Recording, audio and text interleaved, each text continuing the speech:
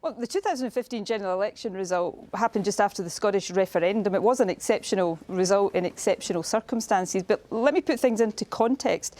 The most recent opinion poll in Scotland has the SNP 17 points ahead of our nearest rivals, so way out in front of either the Labour Party or the Conservative Party. The Conservatives have actually slipped back into third place in the polls in Scotland, having come second in the last two elections. And in a Westminster sense, yes, the 2015 result was exceptional, but let's look at our performance in the broad sweep. When I became SNP leader just under 3 years ago, the SNP had 6 MPs in the House of Commons.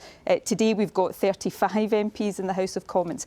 So by any measure, the SNP is in a very strong position. But of course, we've been in government for 10 years, and the responsibility I have and we have as a party overall is to make sure that we continue to move the country forward, taking the right decisions to support our economy and our public services so that we are building up those public services for those who depend on them. You mentioned the latest poll. There was a YouGov poll over the weekend that said that 42% of Scottish voters were disapproving of the SNP's record so far. On that particular issue, I mean, one of the things you have been accused of is since the last general election is sort of talking so much about independence, that neglecting things like particularly education and health. Do you see that as a sort of fair assessment? How would you defend yourself on that one?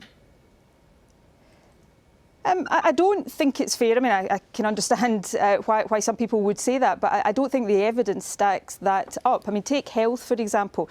Our health service, like health services across the developed world, faces the challenge of an ageing population. So we are investing £3 billion more under the SNP in the health service, 12,000 more people working in it.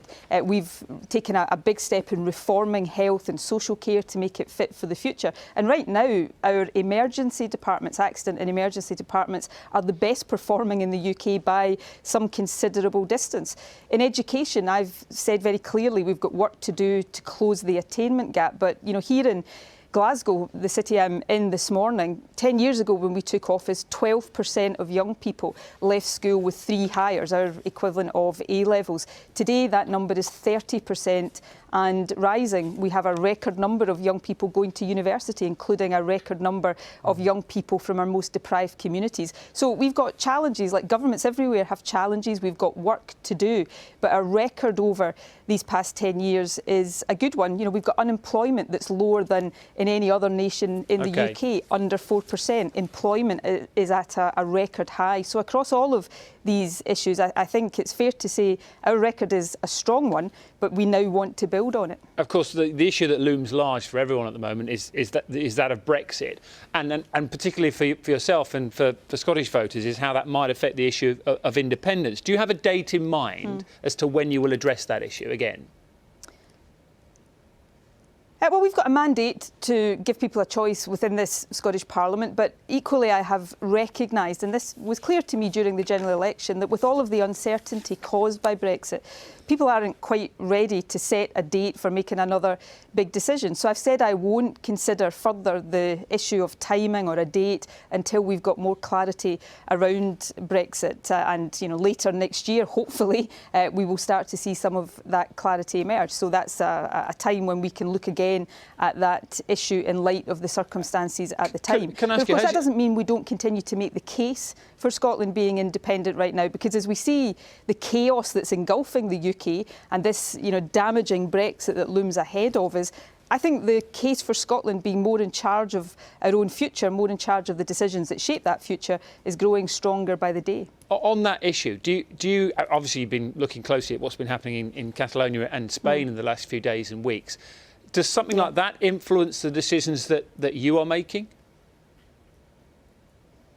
No, Catalonia is not Scotland. Scotland is not Catalonia. And, obviously all of us watch what's happening in Catalonia with interest. I think the scenes of violence we saw last Sunday were shocking and appalling and should be condemned by everyone. And I certainly hope now we see a process of dialogue in Catalonia to replace the confrontation that we've seen up until now, so that a way forward can be found that respects the rule of law, respects democracy, but also allows people in Catalonia to choose their own future.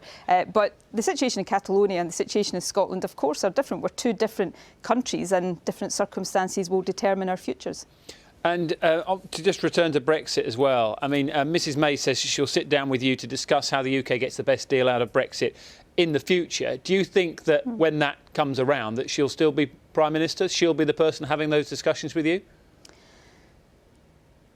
I don't know is the honest answer to that. I work on the basis that she will be, but that's not something I am in control of.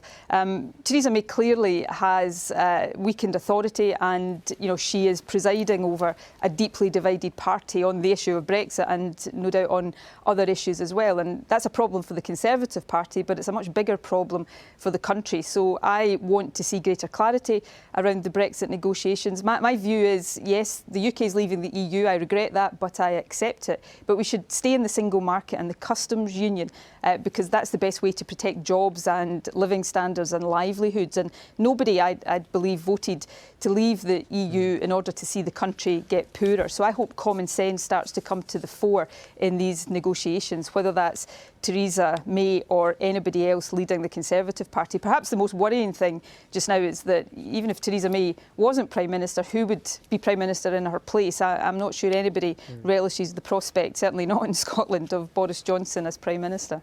Who do you think will be in a job longer, Theresa May or Gordon Strachan? I've just been asked that question on another channel, and I think I managed to dodge it there, so I'll try and do the same here. I'm a big fan of Gordon Strachan. I have been since the days he used to play for Scotland. Being Scotland manager is a really tough job with perhaps even more responsibility on the shoulders than a First Minister or a Prime Minister, such as the importance of football to the nation. Last night's result was really, really disappointing, but, people in Scotland will continue to love their football, and Gordon's future as manager is a matter for him to decide. But I think probably if I had to make a decision, I'd back Gordon Strachan over Theresa May. OK. Right, we'll watch that one closely. Thank you. You didn't frankly have the balls to put country before party.